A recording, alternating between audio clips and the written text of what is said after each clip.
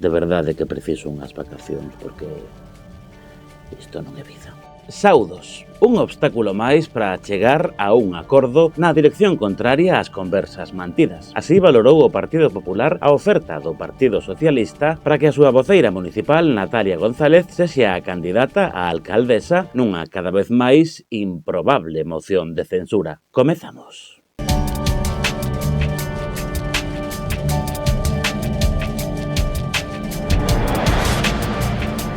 Na nota de prensa popular aseguran que eles sempre buscaron un acordo programático pros vindeiros 3 anos, deixando para despois a análise da estrutura do goberno. Pola contra, continúa a nota, os populares atopáronse cun BNG radical e frívolo, que impuxo dende o primeiro momento o seu veto ao PP, como formación maioritaria na oposición e que sistemáticamente leva gañado desde sempre as eleccións na provincia de Ourense. Por iso, o Partido Popular reitera que rexeita como punto de partida non ter a posibilidade de optar á alcaldía. Xa se sabe que a dialéctica política é unha cousa moi creativa, así que non resulta en absoluto significativo que nunhas poucas liñas o Partido Popular fale de acordo programático como se fose algo importantísimo para inmediatamente despois rexeitar como punto de partida non ter a posibilidade de optar á alcaldía. Incongruencia? Non.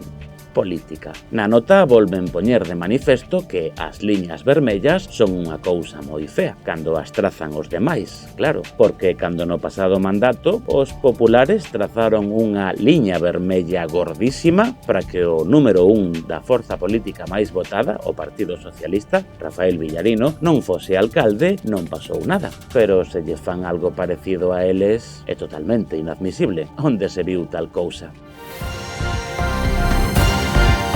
O pasado 7 de abril reuníme con Jesús Vázquez para comentarlle que o máis importante desta cidade non eran unhas dedicacións exclusivas, que o máis importante era mudar o rumbo desta cidade. El comentoume que eu xa sabía que había unha condición e que non era cousa del, que era cousa do seu partido. En aquel momento trasladeille, o día 7, que eu me apartaba, eu me puña a un lado e que o Partido Popular dese un paso para mudar a situación desta cidade. No vamos a propiciar que el señor Villarino sea el alcalde de Ourense nunca.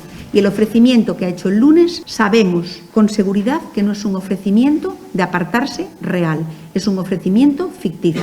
O alcalde de Ourense continúa suplindo a absoluta carencia de actividades culturais organizadas polo Concello con emocionantes espectáculos nas súas redes sociais. Esta mañá enviou unha carta privadísima ao Grupo Municipal do Partido Popular no Concello de Ourense que logo fixo pública nas súas redes sociais. Sigue abierta la posibilidad de que se integren en el grupo de gobierno del Concello de Ourense. El mejor momento sería este, a 2 años del fin del mandato. Horas máis tarde, o Grupo Municipal do Partido Popular sumouse ao espectáculo publicando un vídeo nas súas redes sociais. Si su propuesta es sincera y hay un verdadero compromiso por su parte con aquellas líneas de actuación que nosotros consideramos básicas, estamos dispuestos a mantener un encuentro presencial en el que avanzar en un modelo de colaboración cuyos principales beneficiados sean los ciudadanos de Ourense.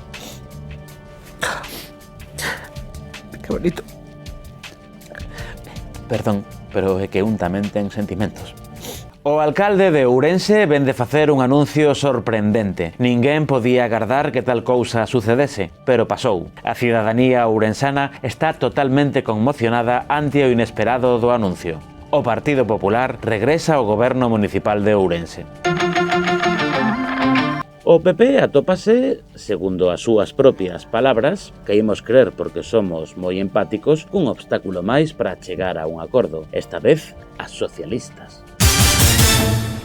Ante este novo escenario, desde o Partido Popular pregúntanse cal será a seguinte imposición. Un programa no que pretendan que os populares voten a favor sen ter ningún dereito? Iso, xa adiantan, non o van tolerar. De ningunha maneira. Na última reunión na que o Bloque Nacionalista Galego proporcionou a sinatura número 14 para a hipotética moción de censura e marchou, populares e socialistas quedaron un pouquiño máis e, segundo afirmaron na comparecencia conxunta posterior á reunión, acordaron incluir no documento do Pacto da Concordia algunhas reivindicacións dos populares. Así que, se o documento base da moción de censura suponse que estaría consensuado, dicir que os populares só votarían e non terían terían dereito algún pode ser un pouco dramático demais. E iso que a nós encanta o dramatismo.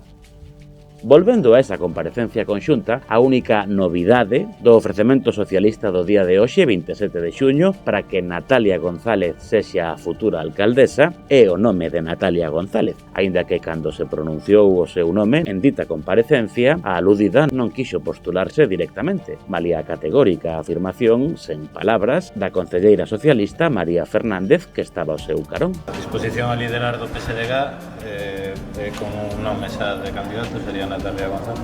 Evidentemente, o Partido Socialista ten os seus órganos e toman as súas propias decisións. Lóxicamente, temos un banquillo estupendo no Grupo Municipal Socialista para asumir esa responsabilidade, pero decidiremos a organización e, como sempre, avalado pola nosa militancia. E o Partido Popular, que non é respecto disso? Pois o partido, pois,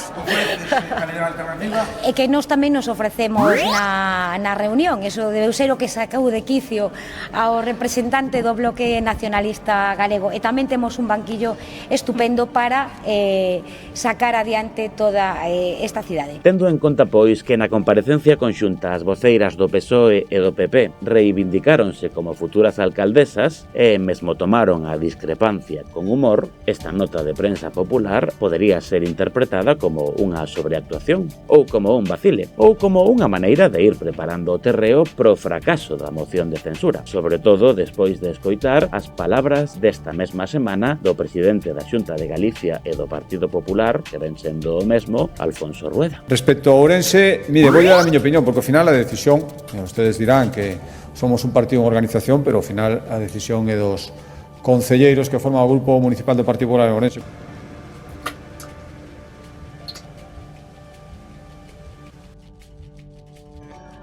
Dende logo, a miña opinión é que, xa dixen estes días, as cousas cando se queren facer ben, fanse de outra maneira. Aquí, si se trata de cambiar alcalde para que as cousas melloren. Por lo tanto, non creo que sexa unha boa política que o partido menos votado en Ourense poña unha liña vermella, non se equipare, diga que é todo o mesmo e que, por lo tanto, tanto lle dá con tal de que non goberne nin siga gobernando a actual alcalde, nin teña posibilidades de gobernar a segunda lista máis votada. E isto di a última. Esas liñas vermellas, eses cordóns sanitarios, os que tan afeizoado é o Bloque, o que demostran ao final son que son moitas ganas de falar, de marcar postura, pero moi poucas ganas de solucionar problemas. Toda a política comunicativa do PP desde que comezou este sainete podería ser interpretada polas mentes malpensantes como un intento de culpabilizar a calquera outro do fracaso da moción de censura, porque aquel que non debe ser nomeado é alcalde por obra e gracia do Espírito Santo. O Partido Popular nada tivo que ver con iso. Nunca. Por outra banda, este fracaso hipotético non debería sorprender a ninguén, porque levamos dándolle voltas a este asunto desde o ano 2020. Uns e outros dicindo que Ourense está nunha situación insostible, lamentable ou calquera outro adxetivo apocalíptico que se lles poida ocorrer. Pero aquí non pasa nada. En síntese, a cidadanía de Ourense é a primeira preocupación pro Partido Popular. Este argumento valeulles para facer alcalde o alcalde no pasado mandato, para cogobernar Ourense durante un ano, para marchar indignados en 2020 e para volver ao goberno en 2021, tan só 2 meses despois de que non prosperase unha moción de censura, por mor dunha, non o van poder creer, persistente liña vermella do Partido Popular, a existencia mesma de Rafael Villarino, ex número 1 do partido no Concello. Esta preocupación por Ourense parece que tamén vale para que non haxa un goberno alternativo, un goberno que non funcionaría sen o concurso do Partido Popular, por estas cousas da aritmética. Será que máis vale malo coñecido? Nin idea. Nós rendémonos. En serio, non podemos máis. En fin, Ourense. Foi todo. Seguiremos informando.